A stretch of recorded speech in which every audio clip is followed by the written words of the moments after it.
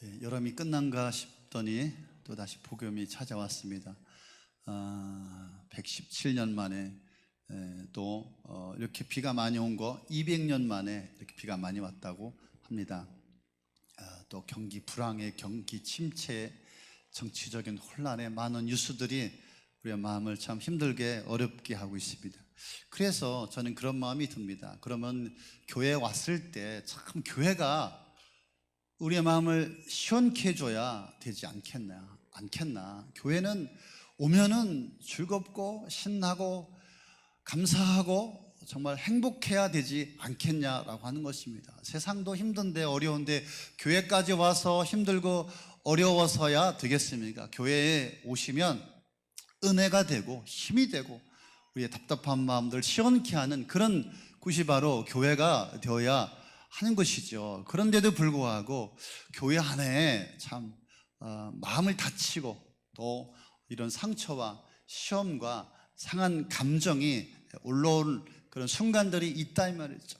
그래서 말 한마디가 나를 서운하게 하고 또 내 생각과 또 달리 행동하는 그런 사람들을 볼 때 여러분 어떻습니까? 참 속으로 가슴만 태우다가 참다 안 되면 이제 어떻게 합니까? 심지어 교회를 떠나고 교회를 나가게 되지 않겠습니까? 여러분, 이 성도 안의 교회 안에는 이런 시험과 상처가 특별한 일이 아니다라고 하는 것입니다. 문제는 이런 시험과 상처들을 어떻게 다룰 것이냐라고 하는 것이죠. 잘 다루면 더 깊은, 더 견고한, 더 좋은 여러분 공동체가 될 것이고, 못 다루게 되면 여러분 이 공동체가 어렵게 되고 이 공동체가 무너지게 되는 것이죠. 여러분, 교회는 공동체, 연합을 이루어가는 현장인 것이죠. 여러분, 교회가 언제 생겼습니까? 오순절날 성령의 충만함을 받은 이 믿음의 사람들, 제자들과 성도들 가운데에 이 교회가 이제 생기게 되었습니다. 그렇습니다, 여러분. 성전에서 회당으로, 회당에서 교회로 우리 신앙생활의 현장이 바뀌게 된 것입니다. 성전하면 어떻습니까? 구약 성경에 하나님이 섬기던 장소요, 거룩한 장소예요. 그리고 엄격한 규칙과 제도들이 있어요. 물론 하나님의 속죄소에서 죄사함과 또 임재가 있었지만, 그러나 함부로 할 수 없는 어떤 제도적인 것 때문에 무거움이 있는 것이죠. 그래서 이제 성전에서 회당으로 옮기게 되었습니다.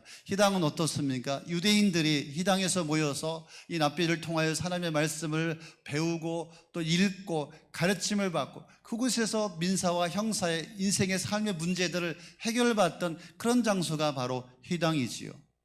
그런데 이제 예수님께서 십자가에 죽으시고 부활하심으로 성령의 임함으로 교회가 시작되게 되었습니다. 그래서 이 처음 교회가 장소적인 의미보다는 은혜 받은 사람들이 한두 명이 모여서 또 서너 명이 모여서 집에서 모이고 또 자기들이 원하는 곳에 모여서 찬송하고 기도하고 예배하고 복음을 전하면서 교회가 시작되게 되었습니다. 여러분, 이 교회는 성전과 회당이 갖고 있지 않은 특별한 기능이 있습니다. 그 기능은 무엇이냐면 여러분, 교회 안에는 회복과 치유의 역사가 일어나고 있다라고 하는 사실입니다. 여러분, 이 초대교회 성도들이 이렇게 복음을 듣고 그들이 모였을 때 하나님의 은혜와 사랑이 부어지게 되니까 그들 가운데 치유가 또 삶의 회복이 일어나게 되었습니다. 그래서 그들이 자신들이 받은 그런 은혜들을 막 쏟아내기 시작했어요. 찬양으로, 기도로, 섬김으로. 그래서 자기가 갖고 있는 여러분 재산을 팔고 땅을 팔고 집을 팔아서 가난한 자들에게 나눠주며 하나님의 살아계심을, 복음을 증거하는 것이 바로 교회였습니다. 그래서 교회는 장소적인 의미보다는 복음을 받은 성도들이 함께 모여서 받은 은혜와 기쁨을 나누었던 그곳이 바로 교회였습니다.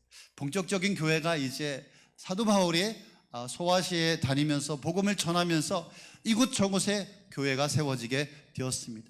사도행전 18장에 보면 이제 사도 바울이 고린도 지역이라고 하는 곳에 가서 1년 8개월 동안에 1년 6개월 동안에 머물면서 복음을 전했죠. 그래서 그곳에서 생겨난 교회가 바로 고린도 교회입니다. 그래서 이 고린도 교회, 예수님의 십자가와 부활로 하나님의 은혜와 사랑으로 성령 임재하심으로 하나님의 능력과 기적을 맛보았던 하나님 놀라운 은혜를 경험했던 이 고린도 교회. 그런데 이 고린도 교회에 많은 문제가 있었습니다. 분쟁과 분파가 있었어요. 나는 저 사람 편이다. 나는 이 사람 편이다. 나는 개법파다, 아울파다. 그리스도 막 분쟁이 일어났어요. 여러분, 교회가 분쟁이 일어나고 파벌이 일어나고 교회가 평안하지 못했어요. 그리고 여러분, 이 교회 안에 음행이, 아주 심각한 음행이 있었습니다. 타락한 교회였어요. 여러분, 이 거룩한 교회 안에 이런 일이 일어나면 되겠습니까? 정말 놀라울 만한 그런 일들이 이 교회 안에 일어났습니다. 은사가 남용이 되었고 성찬이 남용이 되었고 사도권에 대한 반발이 일어나게 되었어요. 교회가 평안해야 되는데 하루도 평안할 날이 없었습니다. 여러분, 교회 하면 어떻습니까? 흐뭇하고 가고 싶고 가면 평안하고 은혜가 되어야 되지 않겠습니까? 그런데 교회가 분쟁이 있고 시끄럽고 갈등이 있고 그래서 상처가 있고 시험이 되고 고민이 되고 그래서 가고 싶지 않은 그런 교회. 여러분, 교회가 평안하지 않다면 여러분 어떻습니까? 우리에게 아마 적잖하게 부담을 주게 될 것입니다. 그래서 지금 사도 바울이 고린도 교회에 두 번째 편지를 보내면서 5절에 이렇게 이야기하고 있습니다. 너희 안에 근심하게 하는 자가 있다. 여러분, 성도 안에, 교회 안에 성도들 근심하게 하는 자가 있다. 근심하게 하는 자가 있다. 이 말은 어떤 의미입니까? 성도들에게 상처를 주고 상한 감정을 만들고 시험을 주는 그런 자가 있다. 여러분, 교회 안에는 이런 사람이 없어야 되는데 교회에 왔는데 누군가 나에게 상처를 주는 거예요. 신앙생활 한번 잘해보려고 하는데 그냥 누군가에게 내가 시험을 받고 상한 감정이 생기고 나를 힘들게 한다 이 말이죠. 그래서 사도 바울이 지금 이 고린도 교회를 향하여서 이렇게 이야기합니다. 그런 자는 많은 사람들로부터 벌을 받아 마땅하다. 이 얼마나 심각한 문제를 일으켰으면 이런 사람은 벌 받아야 마땅하다. 교회 안에 이런 사람은 골칫덩어리다 이 말이죠. 여러분, 교회 안에 이런 상처, 이런 시험은 왜 생겨나게 될까요? 여러분, 주로 교회 안에 어떤 문제 때문에 여러분 시험 받고 상처를 받습니까? 또 여러분, 교회 안에서 이런 상처와 이런 시험도 어떻게 여러분들이 이겨내셨습니까? 지금 어떻게 이겨내고 계십니까? 어떻습니까, 여러분? 제가 목회를 하다 보면은 시험이 오고 상처가 오고 마음이 불편하고 갈등이 생기면 어떡합니까? 그것을 이겨내기보다는 여러분 교회를 떠나죠. 교회를 옮기게 됩니다. 여러분, 그게 그분에게는 최선의 방법일 수 있겠지만 한번 생각해 보십시오. 그것은 그분에게도 문제가 있는 거예요. 그분에게도 병든 것이, 시험든 것이 있는 것이죠. 그 문제를 해결하지 않고 회복하지 않고 이 교회 가고 저 교회 간다고 생각해 보십시오. 장소만 옮겼을 뿐이지 그 문제, 그 상처, 그 시험은 여전히 그대로 남아 있는 것이죠. 여러분, 반드시 우리 안에 이런 상처와 시험들은 우리가 해결해야 될 줄로 믿습니다. 그래서 지금 사도 바울이 고린도 교회를 향하여서 이 문제를 해결하기 위해서 우리에게 지금 5절과 11절 말씀을 통하여서 우리에게 해법을 주고 처방을 내려주고 있습니다. 그렇습니다. 사랑하는 성도 여러분, 우리 고독 호숫계 이 교회 안에는 정말 하나님을 섬기면서 신앙생활하면서 정말 기쁘고 즐겁고 행복하길 원합니다. 할렐루야. 평안이 있기를 소망합니다. 할렐루야. 그래서 여러분, 상처도 받지 말고 상처도 주지 말고, 이게 쉽지는 않겠지만은 그러나 저는 어쨌든지 간에 우리 교회 안에서는 시험도 받지 말고 상처도 받지 말고 다 이겨내서 정말 건강하게 행복하게 기쁘게 여러분 신앙생활 할 수 있기를 소망합니다. 먼저 우리가 생각해야 할 것은 무엇이냐면, 여러분, 이 교회 안에 이런 상한 감정, 이런 상처, 이런 시험에서 이 교회 안에서도 자유로울 수 없다라고 하는 말씀입니다. 여러분, 교회도 상처를 받고 교회도 시험을 받는 장소에서 예외가 될 수 없다라고 하는 말씀입니다. 여러분, 이 교회 안에 여러 사람들이 모여서 신앙생활을 하고 있습니다. 그래서 이 교회 안에는 이런 시험, 저런 상처가 있다라고 하는 것을 인정하는 것이 먼저입니다.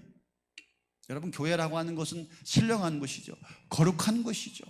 거룩한 성도들이 모여 있는 곳이죠. 그런데 이 모임은 거룩하고 신령하고 여러분 정말 영광스럽지만, 그러나 우리 모습은, 우리 자체는 여러분 신령하지 않습니다.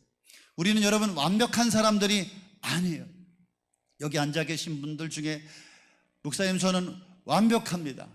저는 부족함이 없습니다. 나는 실수하지 않습니다. 나는 험이 전혀 없습니다. 나는 아무 문제도 없습니다.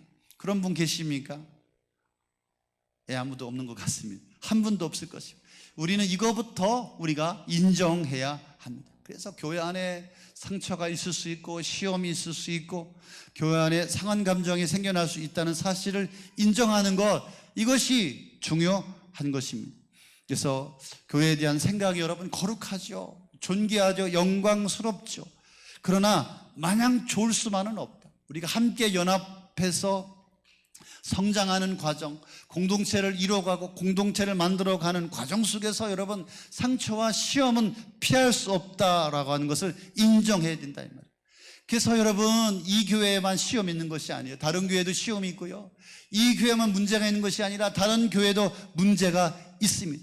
이것을 먼저 인정해야만이 여러분 상처를 덜 받게 되는 것입니다. 그럽니다. 교회가 왜 이래? 목사님이 왜 그래? 뭐 목자님이라면서 목자님이 왜 그래? 장로님, 권사님이 왜 그래? 집사님이 왜 그래?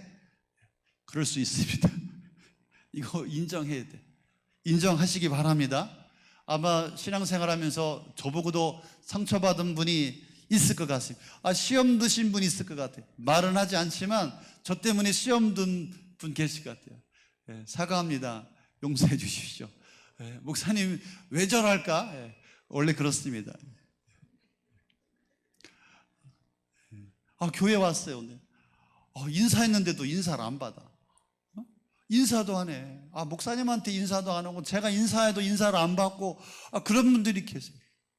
그래서 인사를 안 받았다고도 상처받고 인사를 안 한다고도 상처받고. 여러분, 오늘 끝나면 나가시면서 다 인사하시기 바랍니다. 할렐루야. 우리 애들도 가르쳐야 돼요. 우리 주일학교, 청년, 우리 청소년도 다 인사하란 말이에요. 왜 인사 안 해가지고서 시험 들게 하고, 인사 안 받아가지고서 시험 들게 하고. 다 인사하시기를 바랍니다. 제일 중요한 건 뭐라고요? 그럴 수 있다. 그럴 수 있다. 할렐루야. 그럴 수 있다고요. 목사님이 인사했는데 인사 안 받아요. 마음이 상하더라고요. 그럴 수 있다. 저한테 인사를 안 해요. 막 속으로 막 화가 나요. 그럴 수 있다. 여러분, 다 그럴 수 있습니다.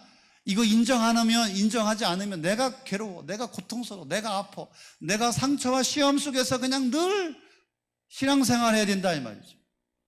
또 하나는 뭐냐면, 여러분, 왜 이 교회 안에 이런 상처와 시험과 상한 감정이 일어납니까? 이것은 사도 바울이 봤을 때, 고린도 교회를 봤을 때, 이것은 교회를 무너뜨리는, 우리 신앙을 무너뜨리는 뭐라고요? 11절 말씀해 보니까 사단의 계략이다. 사단의 계략이다. 11절에 사단이 여러분 이런 계략을 갖고 있대요.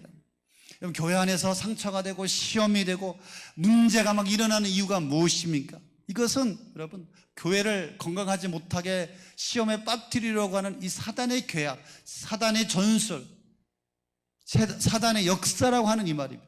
그래서 사단이 좋은 포장지를 만들어. 어떤 포장지입니까? 상처라고 하는 포장지, 시험이라고 하는 포장지, 상한 감정이라고 하는 포장지를 만드는 거예요. 이런 포장지를 만들어 가지고서 우리를 공격하고, 그래서 나를 무너뜨리고 교회를 무너뜨리고 내 신앙을 무너뜨리는 거예요.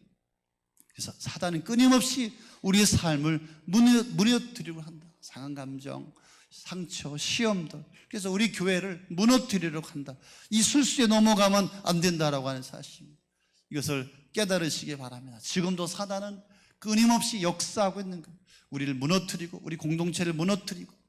여러분, 이런 시험과 상처가 올 때 어떤 생각을 들으라고요? 이건 사단의 계략이구나, 하나님의 사인이구나, 내가 정신 차려야 되겠구나. 다시 한번 오늘 말씀을 통하여서 새롭게 깨어나는 그런 은혜가 있기를 예수의 이름으로 축원합니다. 그래서 사도 바울이 오늘 본문에서 이 상처와 시험에서 이기는 방법, 처방을 3가지를 주었어요. 7절에 10절에 보니까 여러분, 하나는 뭐냐면 이런 상처와 시험을 주는 자가 있다면 용서하라고 하는 말씀. 용서하라. 용서가 쉽습니까? 용서가 간단합니까? 용서하는 게 그렇게 쉽지 않습니다. 용서라고 하는 것은 여러분, 상대방이 나한테 시험을 주고 나의 마음을 상하게 한 자가 나한테 와서 사과할 때 내가 용서를 할지 말지를 결정하는 것이 용서가 아니겠습니까? 그런데 나한테 상처를 주고 갈등을 주고 시험 들게 했는데 내가 그 사람을 용서한다? 이거 쉽겠습니까? 여러분, 어렵습니다. 그런데 사도 바울은 오늘 뭐라고 이야기합니까? 바울은 차라리 용서하라. 차라리 용서하라. 많이 들었죠, 여러분? 차라리 네가 가라. 차라리 네가 줘라. 차라리 네가 해라. 그때 차라리 네가 용서하라. 무슨 말이에요, 여러분? 여러분, 용서하지 않으면 누가 아픕니까? 누가 괴롭습니까? 누가 죽습니까? 내가 죽습니다, 여러분. 그래서 차라리 용서하라. 네가 살려면은, 네가 회복되려면 네가 용서하라, 이 말이에요. 상대방은 모르죠. 내가 기분이 나쁜지, 그 사람은 밥 잘 먹고 잠 잘 자고 평안하게 교회를 다닙니다. 근데 우리는 상처받아서 시험 들어서 시름시름 아파가요, 죽어가요, 힘들어요, 견딜 수가 없어요. 그래서 지금 사도 바울은 나에게 상처를 주고 나에게 시험 준 자를 위해서 차라리 용서하라. 네가 살기 위해서 용서하라. 이렇게 이야기하고 있습니다. 여러분, 내가 용서해 줘야 여러분 내가 살아납니다. 그래야 내가 이것도 하고 저것도 하고 내가 신앙생활, 믿음의 삶을 감당할 수가 있는 것입니다. 근데 여러분, 그냥은 용서가 안 됩니다. 용서가 됩니까? 인간적인 마음에 용서를 할 수가 없습니다. 그래서 용서하려면 예수님의 용서가 필요합니다. 주님이 필요합니다. 복음이 필요합니다. 여러분, 우리가 주님으로부터 용서받은 자인 줄로 믿습니다. 우리 주님이 우리를 용서하여 주셨는 줄로 믿습니다. 우리 주님을 한번 생각해 보세요. 여러분, 우리가 얼마나 많은 더럽고 악한 죄를 저질렀습니까? 내가 예수님에게 돌을 던지지 않았지만은 내 죄가 예수님에게 돌을 던진 것이고, 내가 예수님 십자가에 못 박지 않았지만은 그러나 내가 십자가에 못 박은 것입니다. 그런 주님은 나에게 묻지도 따지지도 않고 우리를 그냥 용서해 주셨어요. 한없이 끝없이 그냥 무한정 우리를 용서하여 주셨습니다. 그래서 7번이 아니라 70번이라도 용서해 줘라. 여러분, 이런 주님의 용서를 경험한 그런 은혜가 있다면 우리는 용서할 수가 있습니다. 그래서 여러분, 차라리 용서하라, 이 말이에요. 여러분, 감정으로는 용서가 안 됩니다. 여러분, 감정으로는 잊지를 못합니다. 여러분, 어떻게 여러분 잊을 수가 있어요? 그런데 여러분, 그 십자가의 복음, 나를 사랑한 예수님의 그 용서가 내가 이해가 되어지고 내가 믿어지게 된다면 우리는 그 주님의 용서로 우리의 상대방을 용서하게 될 줄로 믿습니다.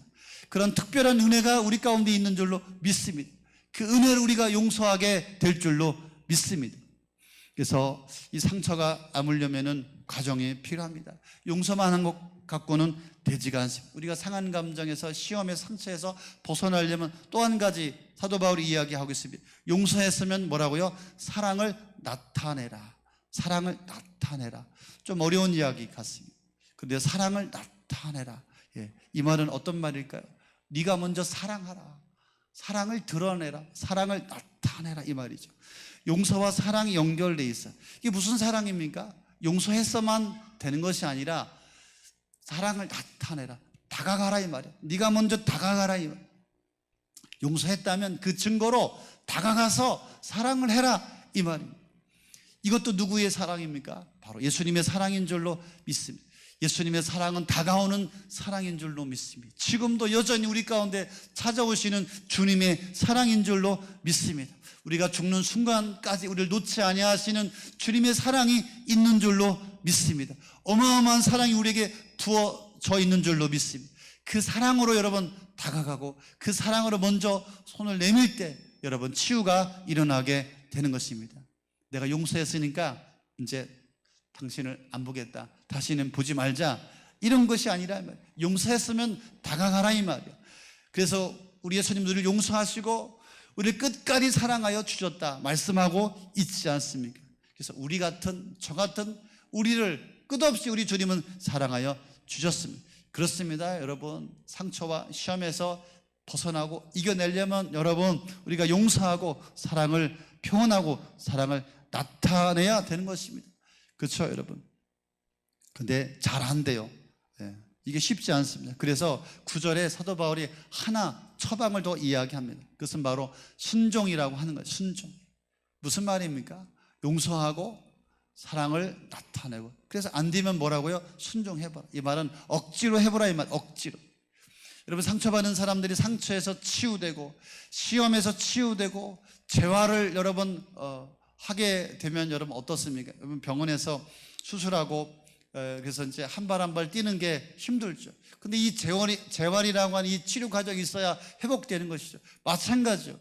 여러분, 이 순종이라고 하는 것은 억지로 또 억지로 순종할 때 용서가 되고 사랑이 되고, 그래서 상처가 아물고, 그래서 새살이 돋아나고 다시 회복되고 치유가 되게 되는 것입니다. 여러분, 그래서 여러분 세 가지, 여러분 감정에서, 시험에서, 상처에서 벗어나려면, 여러분 이 갈등에서 다시 치유받으려면 용서하고 사랑하고 순종해야 되는 것입니다. 이 세 가지를 잘하면 여러분 우리가 회복되게 될 줄로 믿습니다. 여러분, 용서가 안 돼가지고서 여러분 개인이 무너지고 가정이 무너지고 여러분 교회가 무너지는 거예요. 여러분, 이 세상이 무너지는 거예요.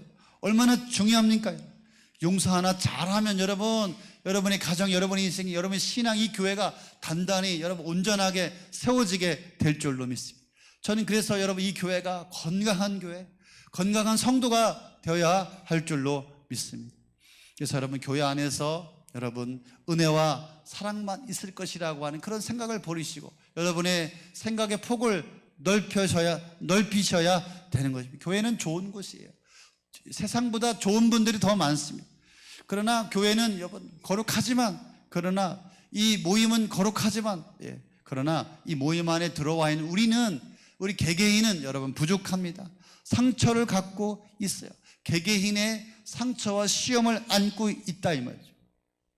그래서 누구라도 이 상처에서 벗어날 수가, 피할 수가 없다라고 하는 것입니다. 중요한 것은 여러분 이 상처와 시험 때문에 절대로 신앙을 내려놓거나 주님을 떠나거나 교회를 옮기거나 교회를 떠나지 말라고 하는 것입니다.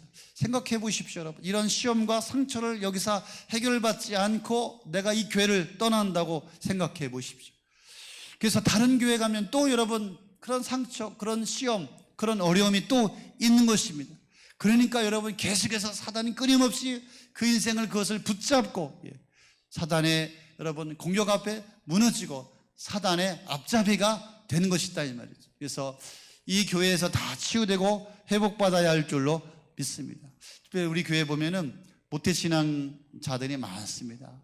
내가 허락하지도 않았는데 우리 부모님이 나를 뱃속에서부터 교회 다니고 기도하고 예배하고, 태어나서 내가 원하지도 않은데 어머니 아버지 따라다니면서 교회에서 이것도 하고 저것도 하고 봉사를 많이 했습니다. 그러다 보니까 그 모태신앙 가운데 마음에 상처가 있어요. 마음에 시험이 있어요. 근데 자라가면서 어른이 되면서 그런 문제들을 치유받고 해결되어지고 이렇게 회복됐어야 되는데 그것이 그대로 있는 것이죠. 그래서 그런 사람들이 교회를 떠나가게 되는 것입니다. 참 우리 아이들도 다 모태신앙이지만 다 치유되고 회복받아야 할 줄로 믿습니다. 여러분, 건강한 교회, 건강한 성도가 되시기를 예수님의 이름으로 축복합니다. 다 회복하시기를 바랍니다. 그래요. 여러분, 얼마나 여러분 건강한 교회가 되겠습니까? 그래서 여러분 상처를 빨리 아물게 하고 새살을 돋게 하는 일이 얼마나 중요합니까? 그래서 오직 예수 그리스도의 용서와 사랑으로, 순종으로 우리가 회복되게 될 줄로 믿습니다. 그래서 주님께서 나를 용서하신 것처럼, 주님께서 나를 사랑한 것처럼, 주님께서 죽기까지 순종한 것처럼 여러분 그렇게 우리가 차라리 용서하고 사랑을 나타내고 순종하면, 억지로라도 순종하게 되면 여러분, 주님께서 우리를 치유하시고 회복하시고 나를 안아주시고 붙들어 주시고 나를 새롭게 하시고 나에게 은혜를 주실 줄로 믿습니다. 사랑으로 다 이겨내시기를 축복합니다. 우리는 여전히 주님의 사랑을 받는 자인 줄로 믿습니다. 주님의 사랑은 지금도 멈추지 않고 주님의 사랑이 우리 가운데 부어지고 있는 줄로 믿습니다. 주님께서 나를 용서하시고 끝까지 나를 사랑하신 그 마음으로, 그 모습으로 살아갈 때 여러분, 다른 사람을 용서하고 사랑하게 될 줄로 믿습니다. 그래서 여러분, 먼저 다가가시기를 바랍니다. 여러분, 제일 중요한 것이 무엇입니까? 여러분, 그것은 나를 이겨내는 것입니다. 지금 내가 시험 들고 상처받았어요. 누구의 문제입니까? 나의 문제. 내가 이것을 해결하지 않으면, 내가 이것을 이겨내지 못하면 여러분, 나는 죽는 거예요. 나는 여러분 시험 들 수밖에 없는 거예요. 그래서 여러분, 이 싸움의 대상을 분명히 하시기 바랍니다. 나와의 싸움이야, 나와의 싸움. 내가 상처 안 받겠다. 그래서 여러분, 반드시 자신과의 싸움에서 이겨내셔서 건강한 신앙생활 할 수 있기를 바랍니다. 여러분, 또 한 가지, 사단의 도구는 되지 말아야지. 여러분, 선한 일에 쓰임받는 인생이 되어야 되지. 여러분, 사단의 괴략의 도구가 되어서 그냥 상한 감정, 시험, 상처 때문에 무너지고 쓰러지고 여러분 늘 그렇게 불편하게 살아서는 안 된다, 이 말이죠. 하나님 앞에 쓰임받는 저와 여러분이 될 수 있기를 바랍니다. 결론입니다. 여러분, 자신을 이겨내는 자가 되십시오. 여러분, 상처와 시험에서 반드시 회복되어지고 치유되어야 할 줄로 믿습니다. 병에 든 사람, 특별히 암에 걸린 사람들 뭐라고 말합니까? 목사님, 제가 왜 이 병에 걸려야 합니까? 제가 왜 이 질병에 걸려야 합니까? 내가 무슨 잘못을 했습니까? 이렇게 하소연하죠. 이런 사람들 100%입니다. 받아들이기가 싫은 거예요. 인정하기가 싫은 거예요. 여러분, 질병에서, 암에서 치유되려면 제일 먼저 무엇을 해야 됩니까? 인정해야 되는 거예요. 인정할 수 있기를 바랍니다. 아, 교회 안에 상처가 있고 시험이 있고 갈등이 있고 문제가 있다. 그러나 차라리 용서하고 사랑을 나타내고 순종하면 주님께서 회복하여 주신다. 할렐루야. 그래서 나를 살리고 나를 일으키고 우리 교회를 살리고 일으키고 여러분의 가정을 살리고 일으키고 여러분의 신앙과 믿음을 살리고 일으키는 여러분들 되시기를 바랍니다. 다시 한번 말씀드립니다. 교회 오면 즐겁고 신나고 재미있고 행복하고 감사하고 마음이 시원하고 평안한 그런 교회가 되어지기를 축복합니다. 다시 한번 건강한 교회, 건강한 성도가 되시길 예수의 이름으로 축원합니다.